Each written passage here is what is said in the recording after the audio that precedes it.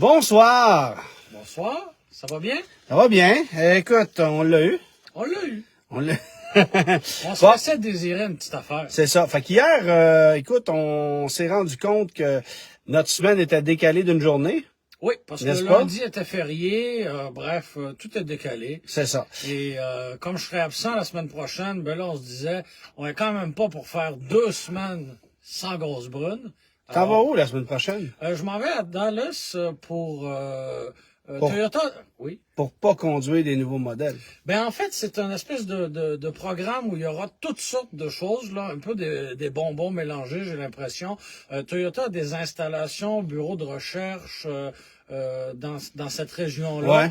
Et on conduira possiblement le Sequoia. Donc, on salue Toyota qui n'a pas l'air au courant que l'essence coûte 2,10 $ le litre. On salue Massimo puis Pascal Paquette qui est avec nous aussi. On les salue aussi. Jocelyn Lamotte qui est là, Jérémy Charpentier. Bon, mais c'est bien, il y a du monde, il y a du monde.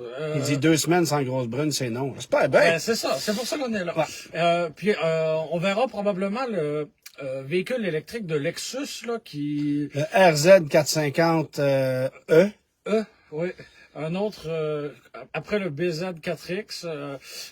Donc il y aura au moins ces deux trucs là. Visite d'un musée Toyota là-bas. À quoi ça ressemblera? Ça, si c'est ce que je pense, Oui. tu vas triper. Parce que Mais c'est pas en Californie là. non, mais tout l'inventaire qu'il y avait en Californie, ils l'ont amené au Texas. Ah! Et ça inclut les 2000 GT, ça oui, inclut oui. les camionnettes Stout de fin des années 50, ça inclut le pick-up Toyota de Back to the Future. Est-ce que tu vois les petites étincelles Ouais, ici ouais. dans les yeux? Moi, j'avais vu le prototype. Moi, je me suis installé à bord d'un modèle de pré-production de la nouvelle Supra 82. OK, wow. Écoute, elle est flambant neuve, Wow. rouge avec le haillon noir, puis il y a encore les autocollants pre-production model ou pre-production vehicle dessus. Wow. Une Camry all-wheel drive de la fin des années 80, Est-ce qu'il y a jamais une Tercel immatriculée. 99? Moi, ça, j'ai pas vu ça, Ah, mais dommage. il y a une Tercel 4x4 83 manuelle. Ah, c'est bien. Évidemment, la familiale. Ils ont une collection de bagnoles Toyota quand même assez cool, là. Bon, évidemment... Est-ce qu'il y a une Lexus ES 2004? Ça, je ne saurais te dire.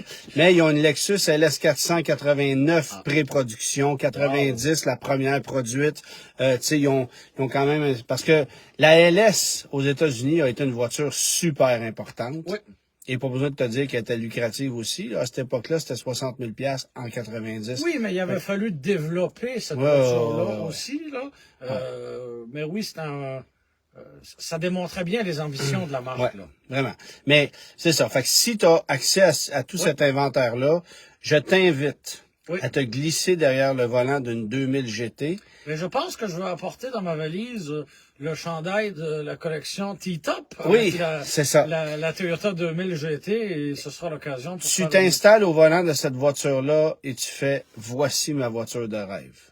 Ah oui, à ce point.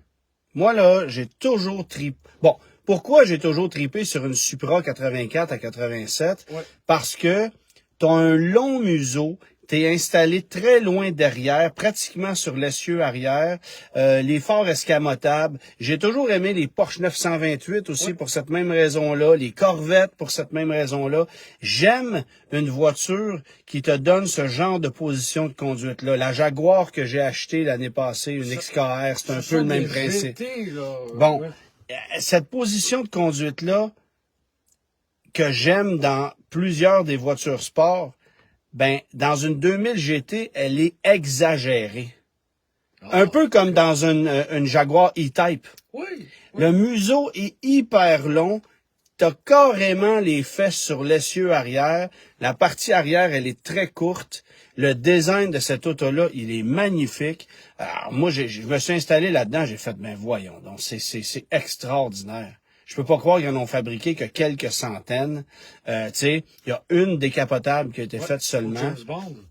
Tu sais, c'est des voitures sensationnel, là. C'est la seule voiture japonaise qui se vend à plus d'1 million de dollars aujourd'hui quand tu réussis à mettre la main là-dessus. J'ai l'impression que la prochaine qui pourrait être capable de faire ça, est-ce que ce serait la LFA ou les Supra turbo, là, La LFA. Ça commence à monter beaucoup, là. La LFA, c'est clair. Parce que la LFA, elle est partie haute. C'est sûr que ça aide, là. Oui. Mais moi, j'ai le feeling que les NSX Ah oui. 2004-5, les dernières de la première génération, dans un état neuf. Pourquoi les dernières précisément? Parce que c'était les plus aboutis. Oui, mais... Tu sais, toi, Targa... Il y a quand même le symbole de la première en rouge qui est très fort, là. Ben, il y en a eu peut-être plus. Ben oui. Je veux dire, à la fin, on n'en fabriquait plus, là. Non, il y avait plus d'intérêt, là. Puis, je veux dire, on est passé d'une voiture qui, en 90, coûtait 70 000 à une auto qui coûtait 140 000 en 2004-2005. Oui. Puis c'était dur à justifier, là. Le prix de cette auto-là était démesuré, là, à cette époque-là. Mais aujourd'hui, ça vaut plus que ça. Oui. Plus que ça. Belle, là. Ah, même beaucoup plus que ça. Tu sais, si t'en as une qui a pas de kilométrage, qui est impeccable, une 2004-5, là, je serais pas surpris qu'on frise, on n'est pas loin du 200. C'est vrai qu'on voit rarement les dernières. Non, c'est ça. Fait que, il y a quelqu'un qui me pose une question, ça c'est intéressant, c'est Maël qui me demande, il y a une Golf variant que ça ferait quoi au Québec? Ben, t'as partagé la photo sur tu l'as en fait, c'est toi-même? Non, c'est quelqu'un qui m'a envoyé la photo, qui a aperçu l'auto à Québec.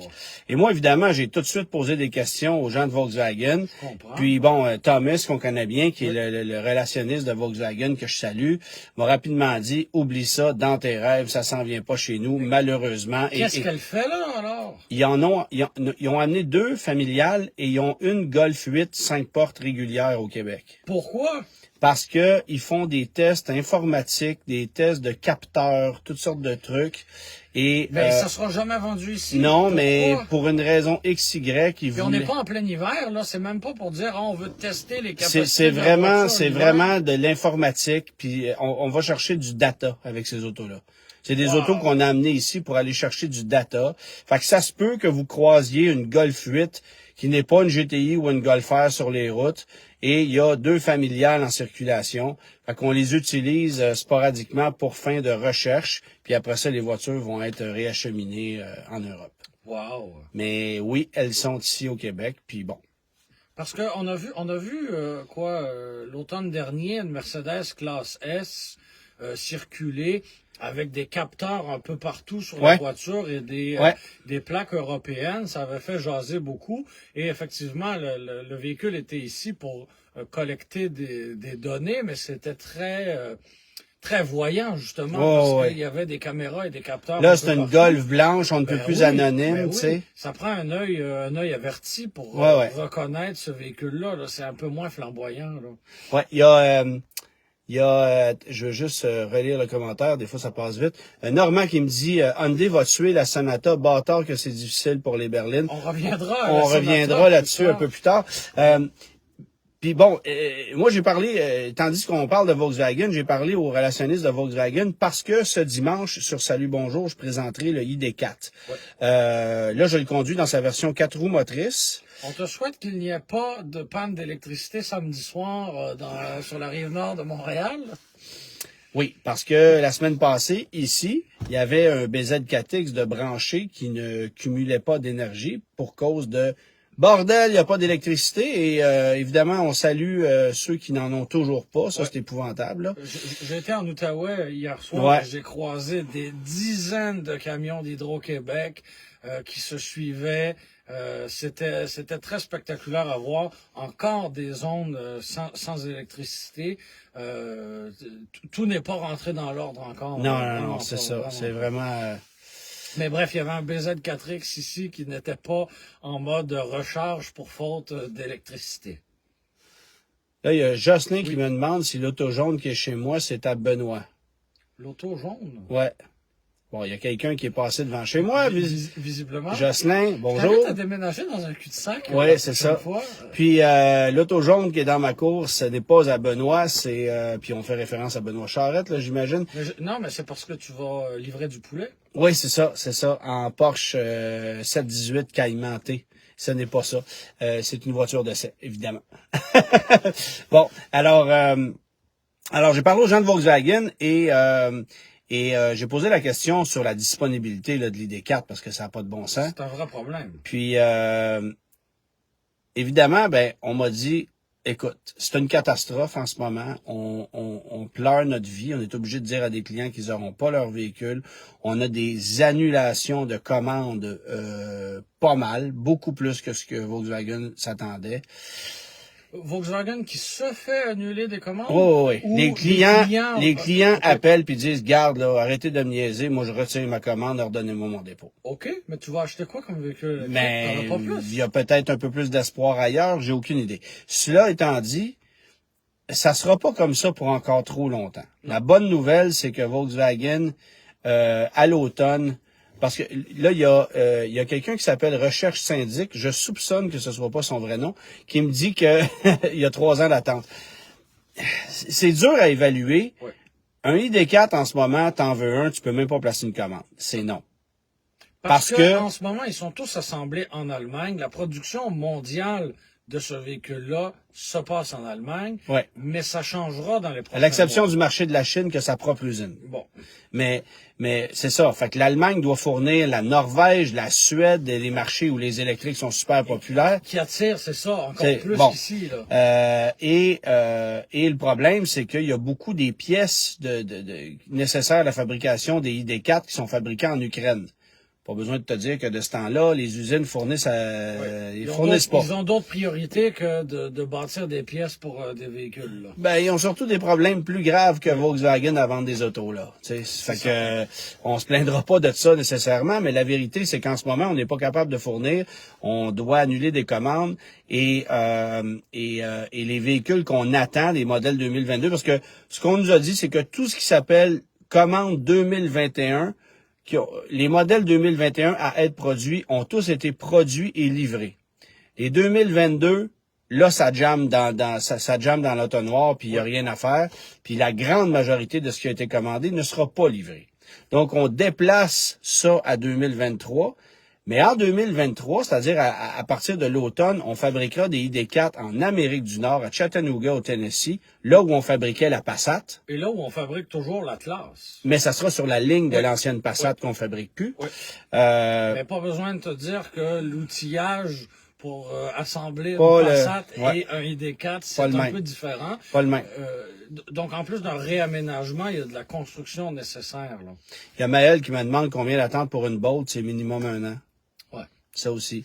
Alors, mais une fois qu'on aura l'infrastructure en place, à Chattanooga, au Tennessee, ça va prendre. On dit chez Volkswagen qu'à partir du moment où on va être capable de fabriquer des véhicules là-bas, non seulement l'usine va dédier toute sa production au marché nord-américain, mais on va aussi utiliser des pièces qui majoritairement proviennent d'Amérique du Nord. Donc, on sera plus dépendant des usines européennes pour certaines pièces qu'on peut pas avoir, incluant ce qui vient de la Chine ou bref. Alors, ça, c'est une maudite bonne nouvelle.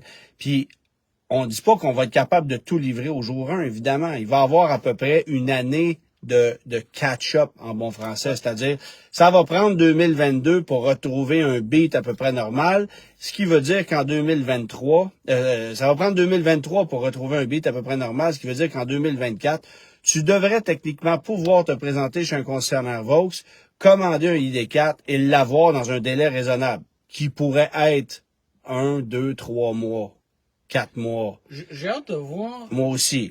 Oui, ça premièrement, mais aussi quelle sera la demande pour l'Amérique du Nord en général pour un véhicule électrique comme ça? Est-ce qu'on va, est-ce que ce sera convoité aux États-Unis aussi? Parce que on revient souvent là-dessus au Québec. On est très différent de l'Amérique du Nord. Tout le monde veut un ID4 ou un équivalent ici au Québec. Ouais. Aux États-Unis, qu'est-ce qu'ils en ont à faire d'un ID4?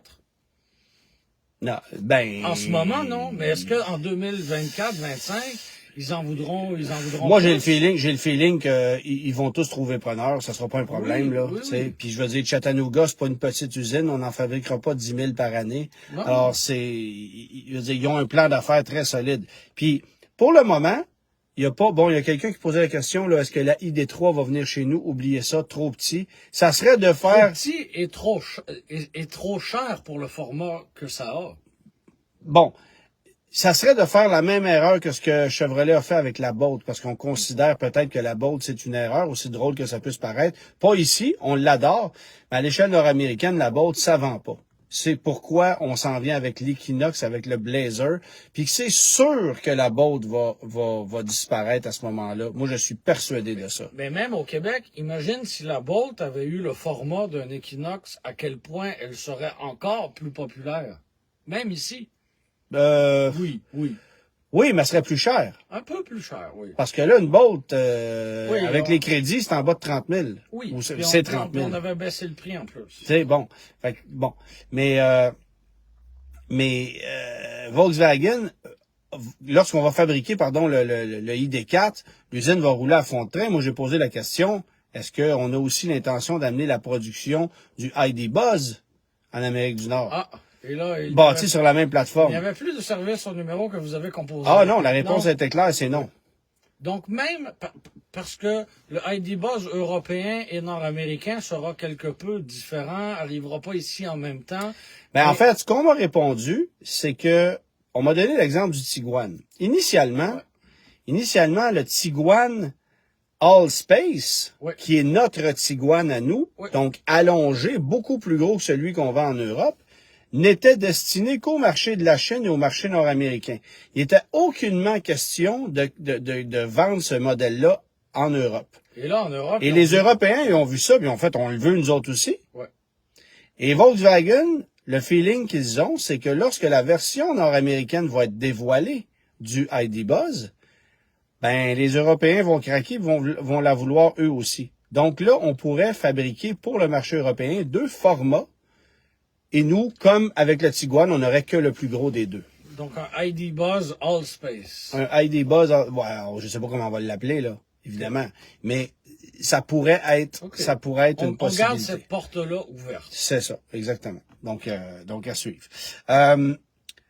Ta question du jour, parce que là, Non, mais juste pour finir avec les délais de véhicules électriques, Ouais. notamment, je joue pas avec le pare-soleil. Non? Non, il descend. On le voit. ID, Il descend. ça c'est beaucoup plus que ID4. ID4, oui. Mais tu te rappelles quand le Kona électrique était débarqué, c'était au Québec, la folie furieuse. C'était dans les premières fois où on voyait des délais, Complètement fou. complètement fous. Et en quelques mois, 1 an, on avait réussi à rattraper tout ça. On avait eu cette agilité-là d'accroître la production et d'en livrer un maximum au point où, à un moment, ça n'a pas duré longtemps, cette fenêtre-là, on en a eu en inventaire chez Hyundai. Oui. Mais, encore une fois, le Kona n'est pas un format. Non, il est petit et il est roue motrice avant. C'est ça. Fait que Je veux bien, T'sais, mais on a quand c'est même... une botte, là. On a connu un pic où on se les arrachait, on devait les attendre et on était capable de satisfaire la demande. Sauf que la Imagine- législation dans notre pays a sévi depuis ce Oui. temps-là.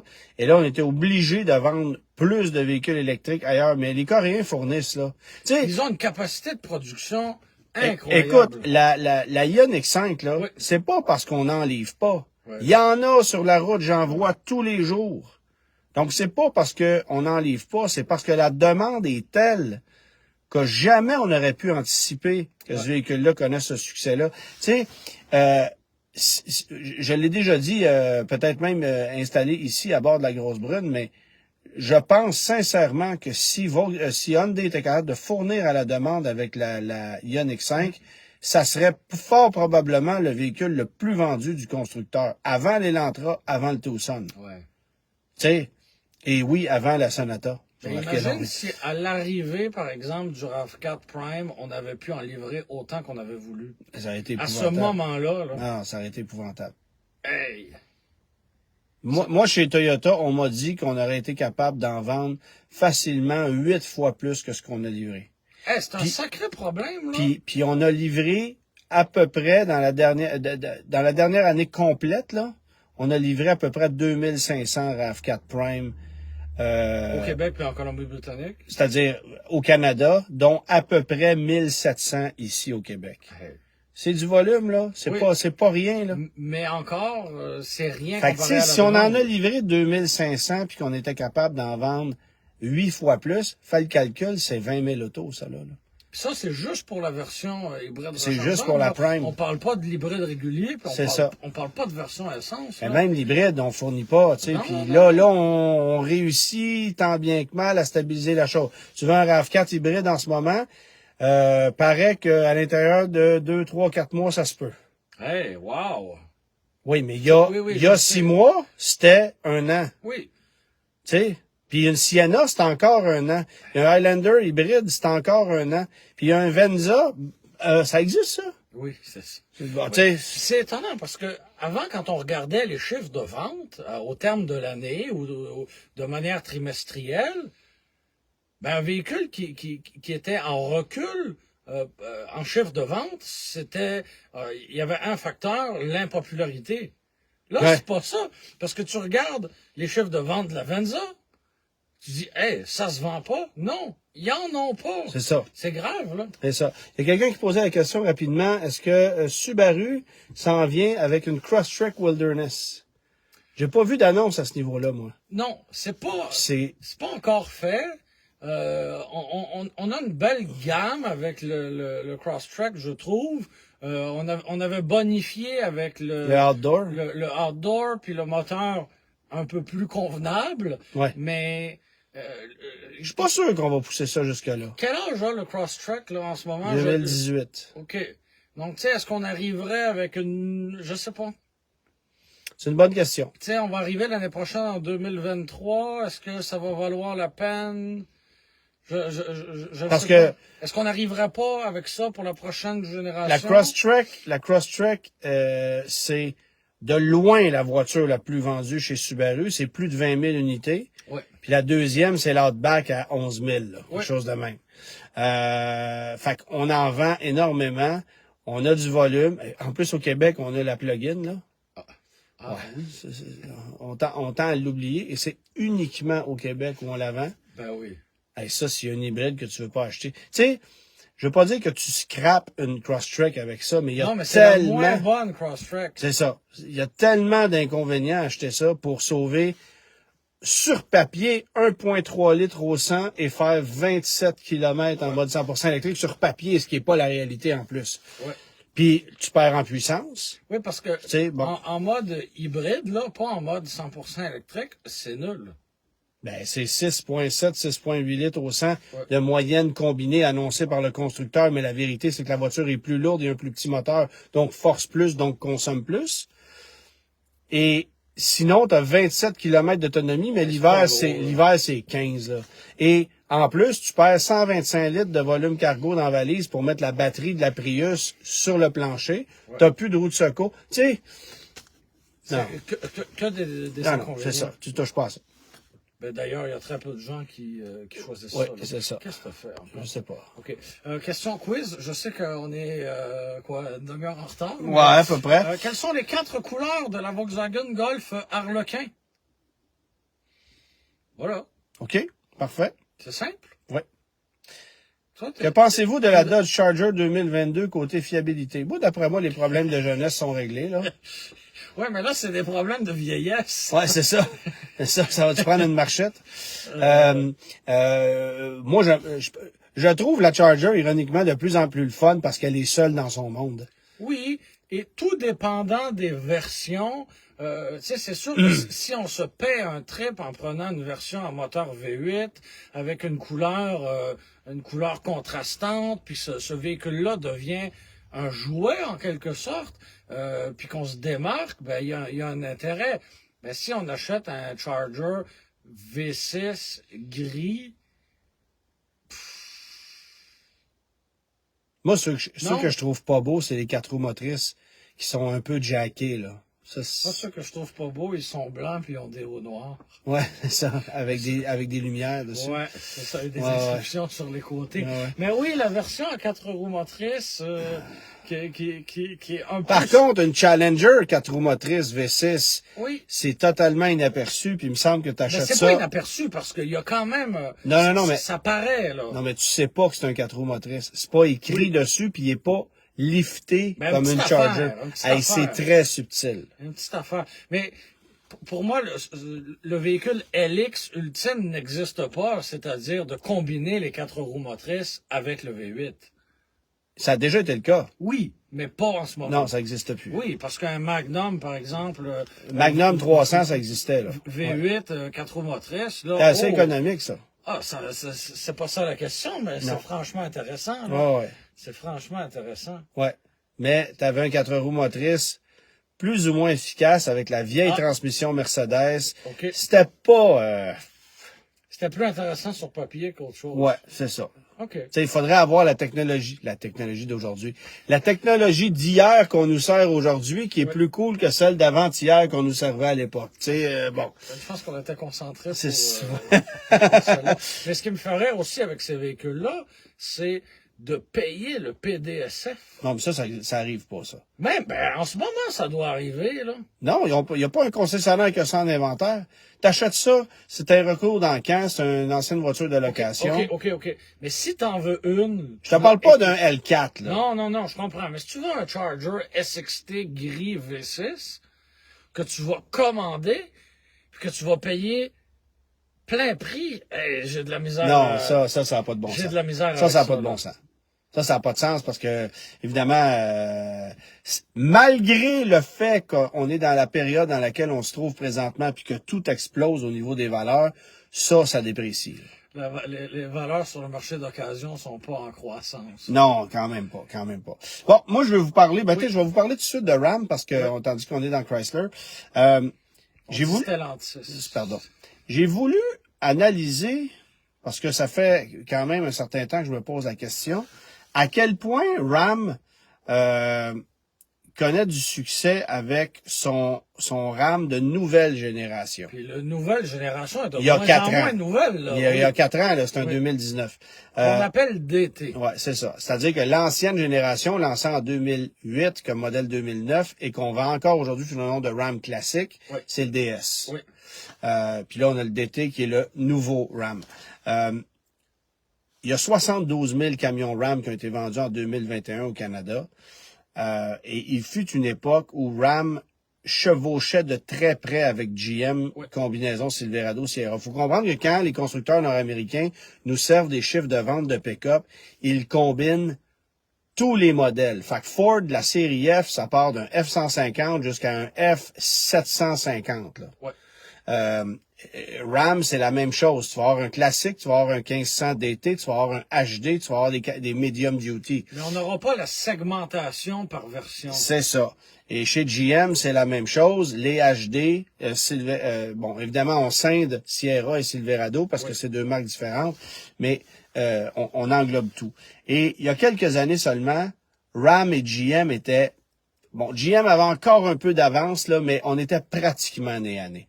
Ram avait été chercher des parts de marché incroyables, alors que GM plafonnait, et Ford continuait d'être en avance, là, ça, il n'y avait pas de problème, là.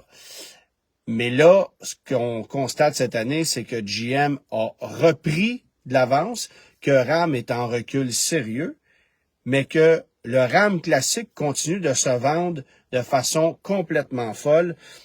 Ça représenterait le Ram classique plus de 50% des ventes de tous les Ram. On a un beau problème, là. Donc, ça comprend le DT, les Ram HD, les Ram Medium Duty. 50% de tous ces camions-là, c'est du classique. C'est tout un problème, ça, pour Ram, parce que ce véhicule, c'est un beau problème. Le beau, pourquoi? Parce que ce véhicule-là existe depuis longtemps, donc la rentabilité de ce véhicule-là est intéressante. Ben oui. Mais le problème, c'est que justement, le véhicule a 15 ans, on pourra pas conserver ça indéfiniment. Pourquoi Et pas? notre nouveau, ben oui, mais notre nouveau produit, lui, la mayonnaise pogne pas. C'est ça. C'est-à-dire que on cannibalise les ventes du RAM de nouvelle génération. Les gens vont rentrer, puis moi j'ai fait un exercice de comparaison quand même là, parce que le RAM de nouvelle génération, t'as moins de versions de base là, Oui. ok, mais t'en as quand même une. Et t'as pas de version de très grand luxe avec un classique. Avec le classique, ça non, C'est correct, comme ça, il n'y a pas trop de cannibalisation. c'est ça. Mais t'as une version qui est disponible dans les deux gammes. Ça s'appelle le Tradesman. Oui. Alors tu peux acheter un RAM classique Tradesman, modèle de base, puis un RAM DT Tradesman, modèle de base. Et en comparant les deux véhicules avec une configuration équivalente, c'est-à-dire quad cab 4x4 moteur V6, Oui. 100 mètres d'options dedans, bien que le RAM DT ait un peu plus d'équipement, là, parce que c'est un camion plus moderne, Oui. sur papier, les deux véhicules ont à peu près 4000 $ d'écart. Fait que tu te dis, tu te poses pas la question, tu vas prendre le DT. Mais as-tu déjà vu ça, toi, un RAM Tradesman DT sur la route? Jamais. Il n'y en a pas. Ça n'existe pas. Non, parce que quand on va aller chercher cette valeur-là, ou ce camion de travail, ben on va prendre un classique. On va prendre le classique qui est moins cher, puis c'est pas juste ça. Si tu veux un RAM DT de base, financé à 5,99, pas de rabais, là, on en met des rabais sur les classiques. Ouais. En ce moment, là, alors qu'il y a pénurie de véhicules partout, on le subventionne, ce véhicule-là, puis on va continuer de le subventionner. Mais à long terme, ce n'est pas intéressant pour le manufacturier. Ben non, c'est on ne peut plus intéressant. Non, Un pas à RAM, long terme.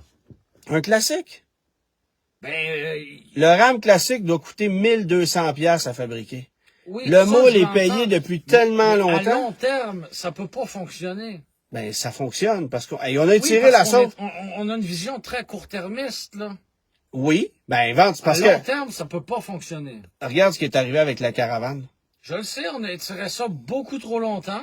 Puis quand on l'a étiré, qu'est-ce qui s'est passé? Tout le monde est parti. Ouais. Non, quand C'est on, très court-termiste comme, Ouais. comme vision. oui, Ça mais ne c'est parce fonctionne que, pas. c'est parce que ce que, Puis on arrive à la- avec rien pour remplacer. On n'a rien à offrir à cette clientèle qui cherche une valeur. l'affaire, c'est qu'avec un RAM classique, tu vas chercher une clientèle qui veut payer moins cher pour un pick-up neuf qui a plus de capacité qu'un pick-up intermédiaire. Oui. Puis, les gens sont satisfaits de ce produit-là, ils le connaissent, bon. Puis, ça a une bonne valeur de revente. Fait que c'est un bon achat en soi. Oui. Sauf qu'à la quantité qu'on fabrique, tu sais, quand tu prends l'exemple de la Grand Caravane, Oui. qui coûtait 25-30 000, puis là, tu vas avoir une Chrysler Grand Caravane, nouvelle génération, mais qui a été lancée en 2016, là, bon. Je veux dire, pendant 5 ans d'année modèle, on a chevauché 2 générations de fourgonnettes chez Chrysler. Puis pour moi, te dire que au Canada, la Pacifica vendait pas, là. Ben non. Bon. Puis Alors, elle vend toujours pas. puis elle vend d'ailleurs. toujours pas, mais c'est un segment qui est en dégringolade, tu sais. Raison qu'il y a, à voir s'ils sont contents de la Carnival. Ouais, mais ils sont contents que Chrysler ait abandonné l'autre. vois-tu? Ça, c'est sûr. Parce qu'ils ont été capables de récupérer Voilà. ça. Ben oui, ils sont allés chercher une partie de la clientèle, comme Toyota est allé en chercher aussi, parce que les gens ont compris que c'était une bonne valeur.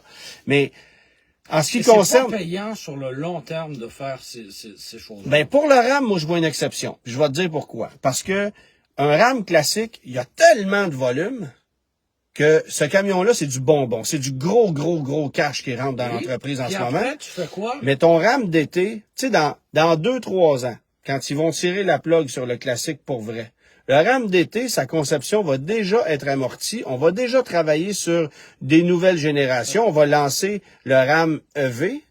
Est-ce qu'il y a le RAM d'hiver ou il y a juste le RAM d'été? Ouais, c'est ça. Ah, elle est pas pire. Merci. Ouais, c'est ça. Désolé pour cet intermède. Ouais, c'est ça. RAM d'automne, RAM Mais de oui, printemps. le RAM d'été actuel va tendre à devenir, pourrait tendre à devenir le futur Non, pas le classique, mais c'est-à-dire qu'on va pouvoir élargir la gamme de modèles à ce moment-là, créer des modèles un peu plus de base. On peut pas rester là 25 ans, là. Non, le classique restera pas là 25 ans. Bon. Je veux dire, regarde, c'est évident, on fabrique même pas de version regular cab ou cabine régulière, pardon, du RAM d'été. Ouais. Puis on le fera pas non plus. Ben non. Bon, mais Et Maxime Lafont qui a écrit un RAM d'été. Oui. Mais, C'était ça la blague. mais pour vrai, moi, en ce moment, là, tu me dis, quand est-ce que RAM va abandonner ça? Non, parce que c'est trop facile en ce moment. Ben non, c'est trop payant. Et Je le sais, c'est ça. une stratégie que Chrysler exploite. Écoute, mon petit doigt me dit que le Grand Cherokee... Voilà. On en parlait en mangeant notre Ouais. pot de salade avant la grosse brune. C'est ça. Et Le Grand Cherokee WK... ça aussi, là, c'est payant. Hey, ils l'ont lancé en 2011. Ils en vendaient aux États-Unis 250 000 copies par année. C'est du gros cash, de la version Laredo de base jusqu'au Overland avec SRT, Trailhawk, Trackhawk, nomme-les toutes. Les coûts de recherche et développement sont rentabilisés. Avec une plateforme qui a 25 ans, c'est une plateforme de deuxième génération du Mercedes ML. Écoute, c'est payé, ça n'a aucun bon sens. Puis là, actuellement, si vous allumez la télévision, je sais que c'est de moins en moins à mode, là. Ouais. Mais pas là, parce qu'on est là. C'est ça. Mais après. Mais les pubs qu'on voit rouler à la télé, c'est des pubs de Grand Cherokee 2022, ancienne génération, pas la nouvelle. On n'en a même pas chez les concessionnaires. Ce qu'on a, c'est des vieux Grand Cherokee 2022. Puis les gens en achètent encore, sont satisfaits de ce camion-là. Et remarquez ceci. Vous allez aller chez un concessionnaire Jeep demain matin. On commence à voir les nouvelles salles de monte, là, en plus, là. En bordure de la 40, il y en a un qui Ouais. est terminé, l'autre qui est en processus. Ouais. C'est différent d'une petite salle d'exposition Fiat, Fiat. ouais. Et je pense que ça va donner un beau coup de pouce, là, à la Ouais, marque c'est Jeep, ça. Clairement, là. Ouais. Fait que là, vous allez dans une concession Jeep, puis vous voulez voir un Renegade, vous voulez voir un Compass, vous voulez voir Ouais, un personne qui veut Cherokee. voir ça. Non, mais un Cherokee, Oui, mais ça, il n'y en a pas. mais ils en ont plus. Pourquoi ils en ont plus? Ils ont arrêté de les faire. Mais pourquoi? Techniquement, ça existe, mais les chiffres de vente de ça, c'est symbolique. Mais pourtant, c'est bon, un Cherokee. C'est un bon produit. C'est un produit apprécié. C'était bon, en plus. Ouais, mais demande à Jeep ce qu'ils préfèrent vendre. Un grand Cherokee, je l'entends. Fait que c'est ça qu'ils vont pousser. Puis toi, quand tu vas te présenter chez un concessionnaire Jeep, puis tu vas dire, moi, je veux un Cherokee Trailhawk, puis je suis prêt à payer 44 000 pour. Ah, ben, venez. Ben, écoutez, j'ai un grand Cherokee, moi, pour 48 000, t'es-tu preneur? À 48 000, un grand Cherokee, non? Ou 50, là. Ouais. Ben, avec des promos, puis avec, il est payé, le camion, là, ça a aucun bon sens, là. Ça coûte plus rien à fabriquer, ça, là. Ouais. Fait que c'est ça. Chrysler nivelle vers le haut, comme ça. Mais Puis, j'appelle pas ça niveler vers le haut, moi. ben, c'est-à-dire qu'on ne produit plus de petits véhicules. Regarde, on n'a pas de pick-up intermédiaire, on a un RAM classique à la place. Ouais. On n'a plus de Cherokee dans le cours, on a des grandes Cherokee vieux. Tu sais, on travaille comme ça. Là, après ça, C'est pas niveler vers le haut, là. tu comprends ce que je veux dire, Oui, tu sais. oui. C'est étirer la sauce, là. C'est une stratégie assez particulière. Bon, là, évidemment, tu sais, c'est... Puis le Grand Cherokee, là, le RAM, je comprends parce que c'est un véhicule qui est souvent utilisé de manière commerciale. Oh, OK? oui. Ça, c'est correct. Mais un Grand Cherokee, là, pour le consommateur moyen, je veux bien croire qu'il y a un V6 dedans, là, mais à 2 et quelques le litre, il y en a peut-être qui vont commencer à trouver ça fatigant, là. Oui, mais on pense... Oui, mais il est un peu unique au monde, le Grand Cherokee. C'est-à-dire que... Ça va bien. Oui, ça va bien. Non, mais... Oui, c'est un très bon véhicule, là. Des fois, tu as des petits défauts d'assemblage, ce genre de choses-là. Ah ouais, puis bon. Mais tu te rappelles, il y en avait eu un sur la flotte d'essai. C'était un Grand Cherokee Limited X, OK. je crois. Ouais. Qui a un peu le look SRT, là. Ouais, hein? mais avec le 6 cylindres. Ouais. Et l'emblème Jeep sur le capot était décalé de au moins un gros pouce, là. Ah ouais? C'est pas... il est peut-être un peu croche. Il était vraiment décalé. Ah ouais. Tu sais, mais c'est correct. Il y a quelqu'un qui a dit, ah ouais, mettez ça sur le chemin, tout est beau. Il y a quelqu'un qui dit Volkswagen avait fait ça avec la Golf City. Ben oui. Et Oui. la Jetta City, en Mais plus. juste au Canada. Oui. Ça, c'était une Parce qu'on stratégie de Volks Canada à l'époque. On est cheap ici, on aime ça. Tu sais, bon, parce que on savait que le coût de la Golf allait exploser quand on arrivait avec la Rabbit. Oui. parce que on voulait garder un modèle d'entrée de gamme, parce qu'à l'époque, on voulait être compétitif avec les Honda Fit qui débarquaient avec tout ce que tu voudras. C'est qu'on avait une voiture compacte au prix d'une voiture sous-compacte. Ce qui est, moi, l'insulte à l'intelligence, je vais toujours me souvenir quand Vaux est arrivé avec la City en 2007. Ouais. Là, je regardais une City 2007 versus une Golf 2006. C'est juste. La 2006 coûtait 20 000, la City coûtait 15 000, elle avait plus d'équipement. Je me mettais dans la peau du gars qui avait acheté une Golf en 2006, Ouais. qui avait payé 20 000 pour ça, puis il était en beau fusil, là, vraiment. Ouais. Tu sais? Oui, ça c'est plus difficile à faire accepter aux consommateurs. Là. Mais en ce moment, le marché est tellement chambranlant que, tu sais, tout peut arriver. Oui. Tu sais, tu peux, sans le savoir, te faire avoir monumentalement dans un concessionnaire. Puis c'est même pas le concessionnaire qui serait pris en défaut, c'est juste les lois du marché qui ils se promènent comme ça. Ouais. Fait que, tu sais, le véhicule que tu vas acheter aujourd'hui à très gros prix, est-ce qu'il pourrait valoir vraiment pas grand-chose l'année prochaine? Parce que soudainement, la production a repris, que les taux ont explosé, que le marché est plus le même, que bon, tu sais, c'est difficile à dire. Mais je pense que les véhicules gloutons, non commerciaux, T'as comme, ça va être plus difficile. Là. ouais, Ça va être plus difficile. même dans les pick-up. Sûrement. Même dans les pick-up. Parce que oui, il y a une utilisation commerciale, mais il y a beaucoup de gens qui ont ça aussi parce T'sais, que moi, je c'est le vois. cool, c'est pratique. Puis... Mais moi, je le vois dans les questions, là. Oui, oui. Tu sais, j'ai un RAM avec un 5.7, je veux changer de pick-up, ça consomme ben trop. Qu'est-ce que tu penses de 150, 2.7 EcoBoost? Les gens regardent la cote de consommation. Oui. Les gens regardent ça. C'est Ça vraiment. consomme combien un Silverado avec le 4 cylindres turbo? C'est Tout. bon? Ou c'est pas, Ça consomme. c'est pas effrayant? Ça consomme plus qu'un F-150 avec un 2.7. Ah oui, OK. OK. C'est pas la mécanique que je choisirais, ça c'est sûr. Ben, tu vois, il y a un an, on se serait même pas posé la question. Mais alors, on Non.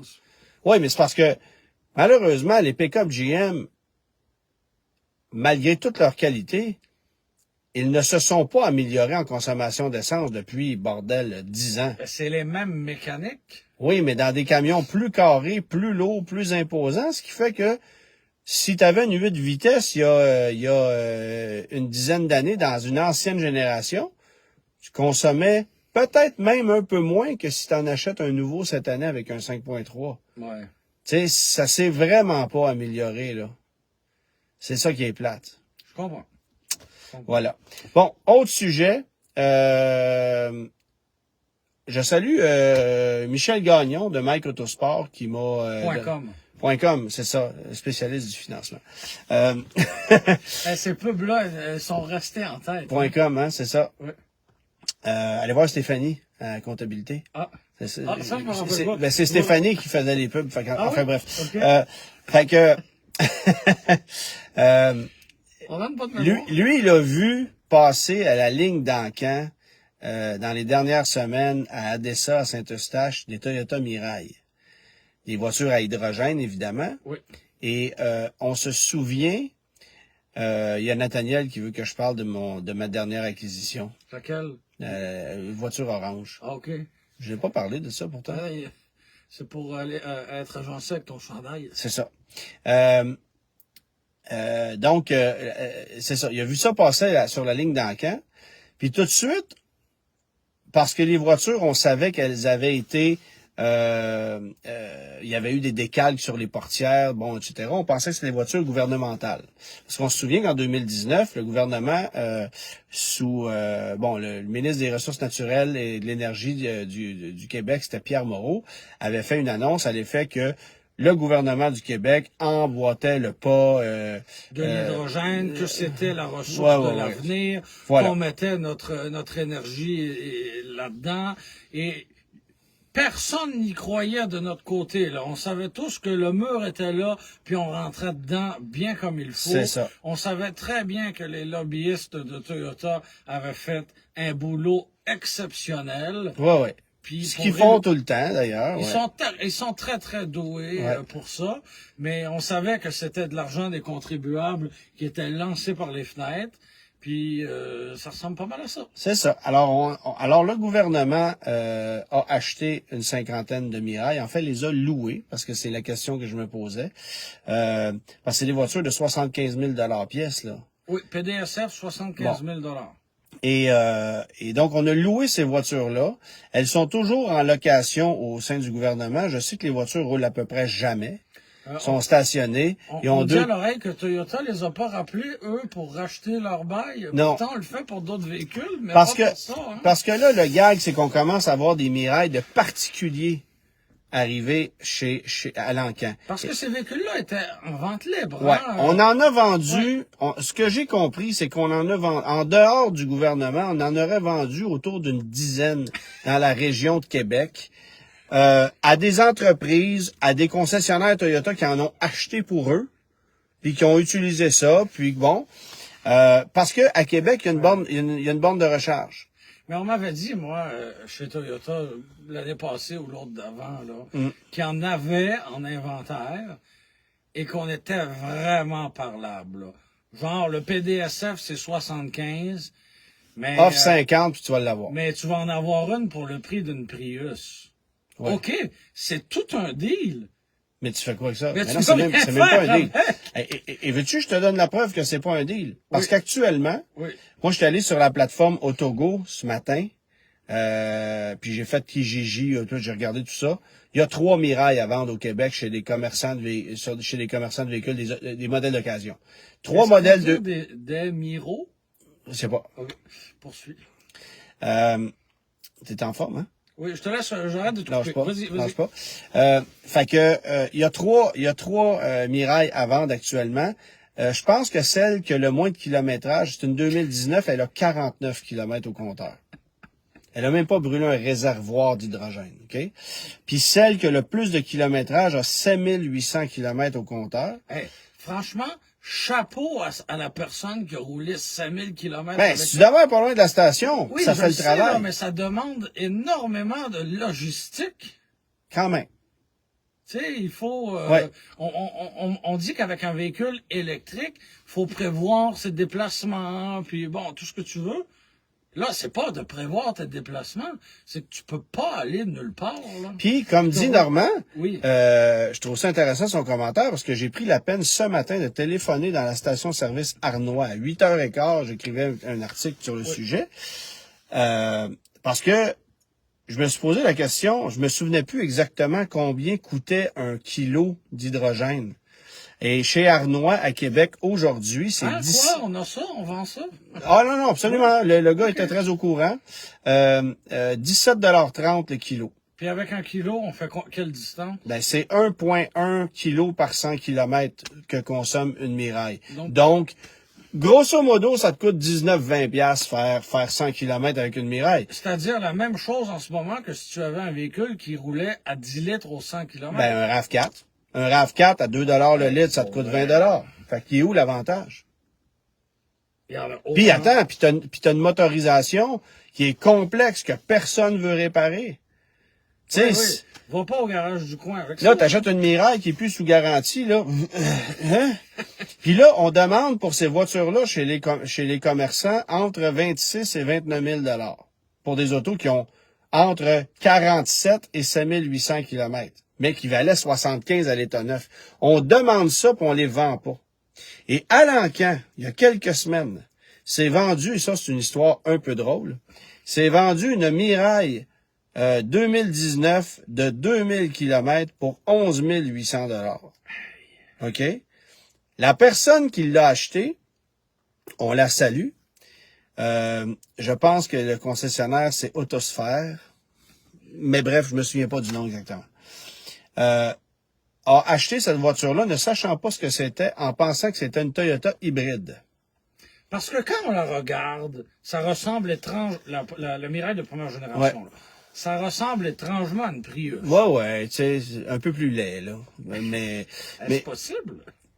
Mais une Mirai, là, c'est pas bon tout de suite, on s'est longtemps posé la question, qu'est-ce qui est le plus laid entre ça et une Clarity, puis j'ai pas encore réussi à statuer. Non. Mais bref, il achète cette voiture-là, 11 800 $. se rend compte que c'est une voiture à hydrogène, ne sachant pas que c'était ça, retourne à l'encan en disant, vous aviez pas mentionné que c'est une voiture à hydrogène. L'encan, en fait, plutôt que de retourner la voiture à l'encan, lui, il l'a repassé sur une autre ligne et il y a un autre commerçant qui l'a racheté exactement pour le même prix. Et là, elle est partie dans la brume. Fait qu'elle va se retrouver sur le marché d'occasion prochainement. Mais il y a... Avis aux chasseurs d'aubaine. Oui, c'est ça. Mais il y a 2-3 autres Mirai qui se sont vendus des ventes no sales, c'est-à-dire qu'elles se sont vendues sur des lignes d'encan entre 18 et 21 000 $ avec des kilométrages sous les 1000 kilomètres. Pour des autos qui ont 4 ans, là. Et les ventes ont toutes été annulées parce que les gens ne savaient pas que c'était des voitures à hydrogène. Alors maintenant, on est obligé à l'encan d'annoncer que c'est une voiture à hydrogène, puis il n'y a pas d'acheteur, si bien que ce matin, devait passer une Mirai à l'encan à l'Odessa, la voiture était prête, et là, je pense qu'on a vu qu'il y a quelque chose qui allait pas bien, puis j'ai commencé à en parler un peu dans les médias. Bon, je dis pas que c'est de ma faute, là, mais finalement, ils ont laissé la voiture sur le côté, ne l'ont pas passée sur la ligne. Oh, dommage. Et là, ce que j'anticipe... Mais il y avait pas aussi un véhicule qui est passé à l'encan, et le réservoir, c'était... Bon. Le réservoir avait été vidé Voilà, complètement. t'as absolument raison. J'ai oublié de compter ça. Oui. C'est-à-dire que il y a une des voitures qui a été vendue entre 18 et 21 000 $. La personne l'a achetée, est partie avec la voiture, pensant que c'était une voiture électrique. Mais là, on s'est rendu compte qu'il n'y avait plus d'autonomie dans l'auto. Puis que le circuit électrique, puis que c'était pas une voiture électrique. Et là, il a compris que c'est une voiture à hydrogène. Fait que là, il a dit, moi, j'en veux plus, je retourne ça à l'encan, mais t'es même pas capable de se rendre. Fait que ça a pris une remorqueuse pour amener ça à l'encan. Puis quand ils ont passé la voiture sur la ligne une deuxième fois, ils l'ont passé sur le towing parce qu'elle était vide. Puis il n'y a pas moyen de faire le plein. C'est pas drôle, là. Oui, c'est drôle. C'est absolument drôle. Mais je peux pas croire mais ça montre que à quel... arrive, ces situations-là. Mais ça montre à quel point il n'y a pas d'infrastructure, il n'y a pas de possibilité. Qu'est-ce que tu veux faire avec ça? Et là, ce que j'anticipe, c'est que il y a 50 Mirai au gouvernement dont les baux sont sur le point de se terminer. Où tu penses qu'ils vont se retrouver? Ça va se vendre quoi, 1500 pièces, ça? Il veut dire, s'il y en a 5-6 sur le marché en ce moment puis que personne n'en veut, imagines-tu quand tu vas en avoir 55-6? Bon, j'espère que le musée de l'auto en Ontario pourrait au moins en acheter une puis la mettre sous une cloche de verre, là. Ouais, si jamais vous avez des idées pour les 49 autres. Moi, j'ai l'impression. C'est ce qu'on avait fait avec les anciennes rames de métro, là, de Montréal. On avait fait un appel de service aux citoyens. Présentez-nous vos projets de revalorisation des rames de métro. Mais on pourrait faire la même chose. Qu'est-ce qu'on fait avec une Toyota Mirai qui a 40 km et qui n'a pas roulé? Qu'est-ce qu'on fait avec? Encore une fois, Normand a une bonne... On fait une table de pique-nique pour un restaurant? Qu'est-ce qu'on fait? Il y a Yannick qui dit j'en veux une pour 1500 pièces. Mais il y a Normand a une partie de la bonne réponse, c'est-à-dire que en Californie, les voitures à hydrogène, ça peut rouler. Il y a des stations. Je ne dis pas qu'il y a des stations comme il y a des stations essence, mais il y a moyen de se débrouiller. Puis quand tu vas en Californie, tu en croises à tous les jours des voitures à hydrogène. Oui. Il n'y en a pas des masses, mais il y en a. Alors, à mon sens, même si c'est des voitures qui là-bas ne se vendent pas des fortunes, tu peux penser acheter un véhicule ici, l'exporter en Californie, puis en tirer un petit profit. C'est la seule solution viable que je vois pour le moment. Il y aurait, semble-t-il, le projet d'une station d'hydrogène sur la rive sud de Montréal dans la prochaine année. Autre question. Oui.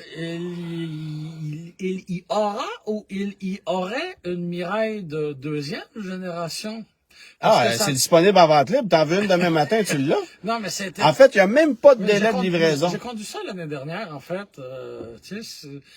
Mais pourquoi? Ça a été tellement un franc succès que on veut poursuivre cette aventure-là. Puis on se moque bien de Toyota qui propose cette voiture-là. Sais-tu quoi le mais pire? Chez Hyundai, on n'est pas plus brillant, là, parce qu'on a le Nexo. Oui, mais sais-tu quoi le pire? C'est que regarde la nouvelle Mirai. Moi, je la trouve très belle. On dirait une Lexus. On dirait une grosse berline Lexus. Regarde la qualité de ce produit-là. Oui. Puis regarde la qualité du BZ4X. Ah. T'as-tu remarqué, tu sais, quand je dis que le BZ4X, on dirait que Toyota a fait ça en overtime de fin de semaine, puis on n'a pas mis tous les efforts qu'on est capable de mettre pour développer un véhicule. Ouais. Tu regardes la Mirai, tu vois qu'on a travaillé dessus. Ouais. Ben oui. Tu sais? Alors que le BZ4X, nah. Ouais, mais Et tu le vois gag. qu'eux croyaient à l'hydrogène. Ils y croient encore. Ils y croient encore, c'est correct. Puis ils veulent rien savoir de l'électrique, mais ils n'ont pas le choix. Puis l'ironie, c'est que les deux véhicules sont fabriqués un à côté de l'autre dans la même usine. Ouais. Le BZ4X, la Subaru Solterra. Là et... où était assemblée aussi la LFA, dont on Ouais, parlait plus tôt. exactement. Fait que tu sais, c'est... Mais pourquoi tu continues d'offrir ça au Canada, le Mirai, là? C'est Ok, un geste, là, c'est politique. vous c'est en purement avez politique. offert 50 au gouvernement, il en voulait pas. Ça traîne d'un cours, ça ramasse des... Ça... Ben oui. Ouais. Les freins doivent être saisis là-dessus, une affaire effrayante. Il y a quelqu'un qui m'avait conté à un moment donné, Tu sais, le principe d'une erreur, là. c'est de quoi? pas la répéter. Bon, ben là, arrivez pas avec la deuxième, là. Ouais, mais je suis pas sûr que le gouvernement va acheter 50, là. Pas l'impression, hein. De toute façon, M. Nadeau n'est plus en poste, donc je pense que son successeur, C'est qui, M. Nadeau? qui était le ministre... Jocelyn. Non, le ministre... Moreau. Moreau, pardon. Oui, Moreau. oui. C'est ça. Oui, mais je sais pas si c'était lui qui avait pris la décision, là. Mais... Là, je sais que c'est le Ségère le Ségère, c'est l'entreprise c'est l'entreprise qui gère tout ce qui est parc mobile au gouvernement. C'est eux qui gèrent les véhicules puis qui les attribuent à des gens qui s'en servent pas. Fait que parce que le Mirai, là, j'en vois tout le temps à Québec, Ben, ils sont mais stationnés. jamais en mouvement. C'est ça. Ils sont stationnés devant des édifices C'est ça. gouvernementaux, puis c'est tout. Mais Ben oui, à Québec, on en voit, là. ah ouais, c'est très drôle. Bon, brochure de la semaine. Oui, épisode 89, donc, brochure de 1989. Puis tantôt on parlait de La Sonata, comme quoi tout est dans tout. La Sonata 1989. voilà. Ma brochure est un peu maganée, là, il y a du Oui. tape là, sur les côtés. On voit que tu appréciais le modèle et que tu l'as Je lu, l'ai feuilleté, ben en fait, c'est surtout que c'est ça. Et ça, mon paternel avait magasiné ça, Ah, et il avait été attiré, devine par quoi? son prix. Son nom. Pourquoi? Parce que mon père était musicien, et une sonate, Oh, là! et il trouvait ça Mais intéressant. sans doute avait-il aussi été attiré par son prix, parce que ça devait être assez Ben, agressif, là, comme... Je vais te donner un petit indice. Oui. À l'époque, il était propriétaire d'une Stellar. Ouais. Alors, il y avait une évolution. Oui. Mais comme tu as dit, le principe d'une erreur, c'était de ne pas la répéter. Et il ne l'a pas répété et il n'a pas racheté de Hyundai après. Ah, d'accord. Parce qu'à cette époque-là, disons que les Hyundai, c'était pas exactement ce qu'ils sont aujourd'hui. Mais juste pour boucler la boucle avec le commentaire qui a été formulé plus tôt, oui, il y a des rumeurs comme quoi Hyundai cesserait la commercialisation de la Sonata, ce qui me paraît peut-être un petit peu hâtif, étant donné que le modèle n'est pas vieux. Hein, on est à la deuxième... Elle a changé en 2020? Ouais, 2020, ouais. Le modèle est encore jeune. On a une gamme très large avec l'hybride. Ben, en fait, Aux États-Unis, on a encore un on en volume vend. intéressant. C'est sûr qu'au Canada, au Québec en tout cas, il n'y a pas grand monde qui achète ça, une Sonata, là, on est d'accord. Mais je sais pas. Je sais pas. en fait, c'est que, tu sais, on comprend, par exemple, que Chrysler ait abandonné la 200. Oui. Mais la Sonata, C'est encore un volume intéressant. non, c'est un volume épouvantablement élevé en Corée. Parce que c'est une voiture qui, là-bas, connaît un succès fulgurant. Tu sais, c'est quoi la voiture la plus vendue en Corée cette année? Non? La Genesis G80. Ah, ouais. On parle pas d'un VUS, on parle pas d'une petite voiture. On D'une parle d'une berline grosse de berline luxe. de luxe. Le véhicule le plus vendu. Le en plus Corée. vendu en Corée, c'est la Genesis G80. Sincèrement, Et la Sonata, jamais j'aurais pu deviner. et la Sonata est genre 2/3. On achète local. Est-ce qu'ils ont un Ben panier non, mais bleu? Ben non, mais tu peux pas acheter autre chose. Non, non, C'est-à-dire mais- que en Corée, si tu roules pas une Hyundai ou une Oui, Kia, oui. tu vas payer 25 Ben, c'est de ça, taxes c'est sur très une taxé, Honda. c'est très, C'est très ça. taxé. Fait que, Mais, ils ont un panier bleu? ouais, c'est ça, ouais, c'est ça. Mais, ouais, c'est ça. Mais bref. Alors, la Sonata, sa carrière ou sa survie n'est pas compromise parce que c'est certain que Oui, pour mais le on pourrait cesser de la commercialiser Oui. au Canada. Oui. Ça, oui. Exactement. Parce que là, Remarque, on en vend un peu. Puis ça permet d'avoir une gamme un peu plus complète. Le problème, c'est qu'on a tellement fait grossir l'Elantra que là, entre la Puis Sonata... on réussit à être agressif beaucoup plus avec l'Elantra qu'avec Ouais, la Sonata. c'est ça, là. c'est ça. Ben, tu sais, regarde chez Nissan, la Sentra, c'est rendu une intermédiaire carrément. Puis l'Altima à côté, c'est à 6 mépendre. Ben, tu sais, chez Vaux, on n'a plus de Passat, mais on a une maudite grosse Jetta, tu sais. Ouais. Non, mais la Sentra, entre Ouais. la Sentra puis l'Altima, pour vrai, écoute, aiguise tes yeux, là, parce que... Oui, on est rendu T'sais. proche, là. Puis pour vrai, la Sentra, c'est une sacrée bonne valeur. Oui. C'est une sacrée bonne valeur. Fait que moi je pense que l'avenir de l'Altima est compromis, mais de la Sonata, ouais, il y a des rumeurs, peut-être. C'est dur à dire. Mais ce marché-là, de toute façon, regarde, même des Accords. J'ai un ami qui est un concessionnaire Honda. Il y a 2 voitures en inventaire en ce moment. C'est 2 Accords. Hey, c'est fou, là. Il n'y a pas de Civic, il n'y a pas de CR-V, il n'y a pas d'HR-V, il n'y a pas de Ridgeline, il n'y a pas de Pilote, il n'y a rien. Il y a 2 Accords. C'est ça. Revenons à notre brochure. Sonata 89. Bon, alors... Qu'est-ce qu'on avait, là, comme 2 versions, GL, GLS. Oh. Hein? Moteur 2 litres, parce que c'était quand même un gros moteur. Attends un peu, je me souviens plus de 110 chevaux, boîte manuelle, 4 vitesses automatiques en option. C'était après l'aventure Bromont. Ben non, Non, c'est c'était avant. C'était C'est avant. juste avant. D'accord. Parce que les Sonata 89 venaient de Corée, mais dès 90, on a commencé à fabriquer des Sonata à Bromont et on a arrêté fin Ça a pas 91. Hey, on a allumé les lumières et on les aurait éteintes Ouais. tout de suite. Hein. Oh, ouais. Il y a eu un facelift en 92 sur ce modèle-là.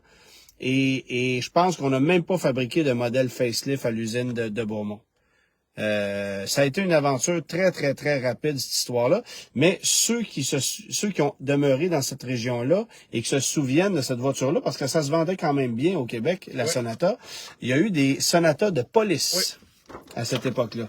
Alors, cette voiture-là, qui était assez C'est élégante. intimidant, hein, comme véhicule de Ouais, police. ça. impose le respect, comme Ouais. on dit. Ben, écoute, la police de Montréal avait des caravanes avec des 4 cylindres. Ils ont aussi. même eu un Aztec. Hein. À Cartierville, on voyait un Aztec du SPVM à l'occasion. Ça, c'est absolument génial. Oui. Ouais, c'est extraordinaire. Fabuleux. Bon, écoute, Question? avant tout, oui, je veux oui. juste vous mentionner que cette semaine à l'émission De télé? de télé du Guide de l'auto, ben moi j'ai fait l'essai de l'Imperium SEV, ce VUS chinois, qui devrait un jour débarquer chez nous, là. Et le mode de tortue, comment l'as-tu trouvé?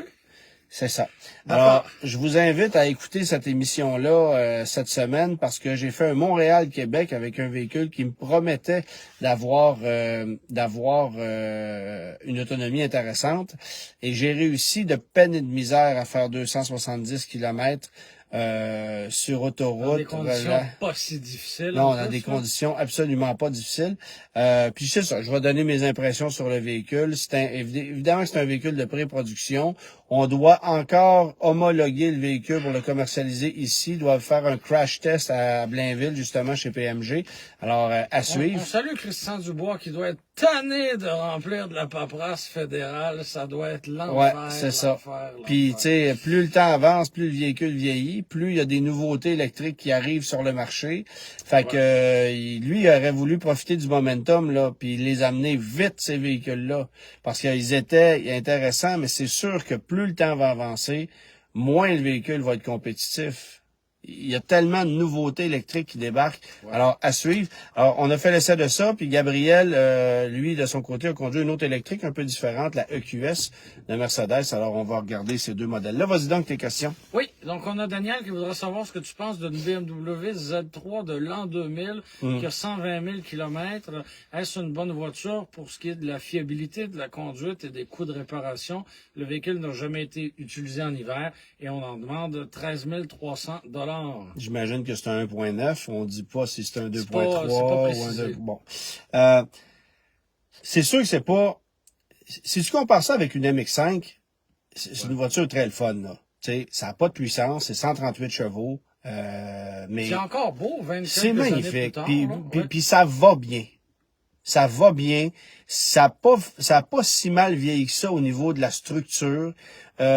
C'est sûr que c'était un peu plus capricieux qu'une MX-5, là, je vous le cacherai pas. puis les coûts des pièces sont un peu plus élevés. Oui, mais c'est rien de dramatique. Ça commence à être un peu plus tricky quand on s'en va dans la Z4. Ah, où il y avait plus d'électronique. Bon, puis les toits rigides, puis les, tu sais, bon. Là, quand on est tombé là-dedans, là, ça, c'était pas une bonne nouvelle. Mais, bon, les Z4, c'est la 3e génération qui a les toits rigides, Ouais. là. Mais Z4, ça a été un petit peu moins fiable, un peu plus compliqué. Bon, mais la Z3, c'est une voiture que j'achèterais. Et c'est une voiture très agréable. Évidemment, prenez le temps de la regarder, prenez le temps des magasiner. Là, je pense qu'il y en a une en particulier, mais moi, c'est une bagnole que j'aime bien, pour vrai. OK. C'est pas une bombe, là, Non. pas en tout. Mais, tu sais, une Miata non plus, c'est pas une bombe. OK. Ben, Puis une Miata de ça me cette donne année-là, presque le goût de magasiner ça. parce qu'une Miata de ces Ouais, années-là, ça vaut pas c'est loin de quasiment ça, là. Oui. Ouais. OK. On a Jean-François qui nous dit qu'il est propriétaire d'une Kia Rio 2013 qui a 140 000 km. Ça vaut 22 000. En ce moment, ça, oui, plus Ouais, convoité c'est ça. que ça l'était peut-être il y a Ouais. 2 ans. Là. Il aimerait se procurer un véhicule électrifié, mais avec tous les délais, quelle serait la meilleure option, soit un hybride ou 100% électrique? Peu importe, il a un œil sur une Hyundai Ioniq électrique 2017 qui a 50 000 km. Il pourrait l'obtenir pour 36 000 $. Wow! C'est beaucoup d'argent. C'est beaucoup d'argent. Les Ioniq d'occasion ont pris, ça fait drôle à dire, là, mais ont pris beaucoup de valeur. 36 000 pour une Ioniq 2017. Oui. Je serais incapable de payer ça, là. Alors, je serais pas capable de payer ça. Une Bolt neuve avec les crédits, c'est Ouais, mais 30 t'en as 000. pas, puis elle, tu l'as le lendemain. Oui, mais non. Ben, c'est là, ça. c'est trop, là. C'est ça C'est aussi, trop. là. Moi, je suis pas capable d'embarquer dans cette game-là. Ouais. C'est comme d'offrir 150 000 de plus pour un bungalow sur la rive nord, juste pour être sûr de l'avoir, là. Tu sais, je vais raconter l'histoire de mon ami Paul, que tu connais très bien, Bonjour, Paul. qui en est à sa 3e Focus électrique. Oui, mais cette fois, c'est la bonne. C'est la bonne fois. Il a, C'est la acheté, bonne fois. il a acheté une Focus électrique uniquement pour aller travailler, puis il cherchait l'électrique la moins chère en ville. Oui. Puis il est tombé sur une 2013 avec une autonomie de 120 km, ce qui est correct pour ses besoins. Il va travailler, il revient, il a la branche, puis la fin de semaine, il utilise un autre véhicule qui est à essence, De type mais V8. type V8, mais il en demeure pas moins qu'avec sa Focus, il économise plusieurs centaines de dollars en essence par mois, et la voiture se paye toute seule. En Bon, fait, puis elle a coûté 9 000 dollars. Dans ce cas précis, c'est correct. Mais aller payer 36 000 dollars pour une auto qui a Ioniq, 5 ans. puis qui se vendait à ce prix-là, Ouais. et puis encore, ça dépend de la version, parce qu'il y en avait à moins que ça. Puis avant, là, il y avait des rabais, là, il y avait des crédits qui s'appliquaient là-dessus, ils sont plus là. Ça n'a aucun bon sens. Fait qu'on endure une Rio? Ben moi, j'endurerais la Rio. Es-tu payant, cette Rio-là, de ce temps-là? Oui.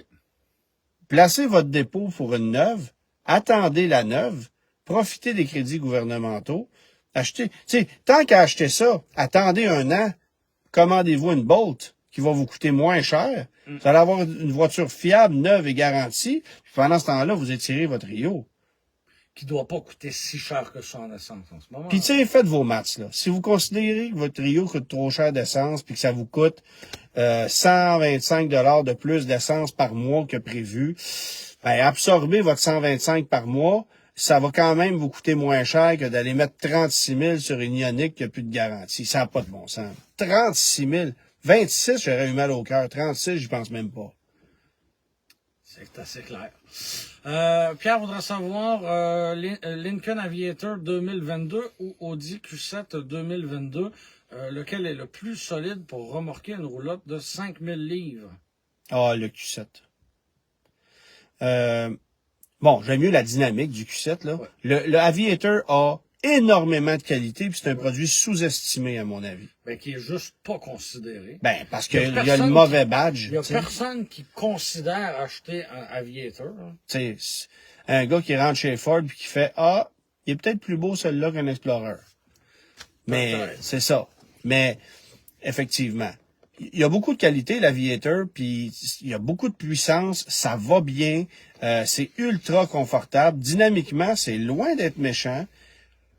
Moi, je préfère la conduite de l'Explorer, aussi drôle que ça puisse paraître, parce que je trouve que la calibration de suspension sur le Lincoln, bon, puis souvent on a des roues inutilement trop grosses. Ouais, qui Bon. tombent plus. Bon, mais le Q7, c'est stable, là. Ça veut dire un Q7, ça va bien, là. Ça veut dire c'est un véhicule qui est moins hors norme. Vous allez prendre ça gris, noir ou blanc, ça va passer inaperçu. Mon voisin en a un, puis ça se fond dans le paysage, puis c'est pas... Mais c'est solide, c'est stable, ça remorque, c'est capable, c'est une bonne machine. Un Q7, là, malgré tout ce qu'on en dit, puis même si c'est pas le véhicule qui a été lancé cette année, c'est un très, très bon véhicule. Moi, j'irai avec ça. Très bien. Réponse à la question quiz présentée au milieu plutôt qu'à la fin. Vert, mauve, rouge et jaune. Non, ça prend le Ah, code. les codes, je sais Oui, pas. donc bleu Chagall, jaune Genster. Bleu Chagall, qui est le violet, là. Oui. Jaune Genster, vert Pistachio et rouge Tornado. La rouge Tornade, on l'a eu chez Vaux jusqu'à tout récemment. Oui. Dommage qu'on l'ait retiré pour la nouvelle GTI, parce que le nouveau rouge de la GTI, je trouve pas ça bien beau. Orangé, hein? C'est pas... non, on l'a échappé. Une GTI rouge tomate, là. Même un Taos rouge tomate, ça serait presque beau. Bonne semaine! Au revoir.